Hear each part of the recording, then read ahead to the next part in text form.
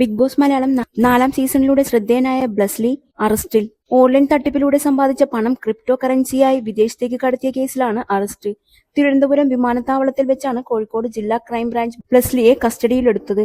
Online തട്ടിപ്പിലൂടെ ലഭിച്ച പണം crypto currency വഴി വിദേശത്തേക്ക് മാറ്റാൻ സഹായിച്ചെന്നാണ് കേസ്. ഈ തട്ടിപ്പ് വലുതാണെന്നും കോടഞ്ചേരി, താമരശ്ശേരി തുടങ്ങിയ സ്ഥലങ്ങളിലും സമാന കേസുകൾ റിപ്പോർട്ട് ചെയ്തിട്ടുണ്ടെന്നും അന്വേഷണ സംഘം അറിയിച്ചു. ജൂണിലാണ് കോഴിക്കോട് ജില്ലാ ക്രൈംബ്രാഞ്ച് കേസ് രജിസ്റ്റർ ചെയ്തത്. കേസിൽ പ്രതികളായ മറ്റു 8 പേർ വിദേശത്തേക്ക് കടന്നതായി റിപ്പോർട്ടുണ്ട്.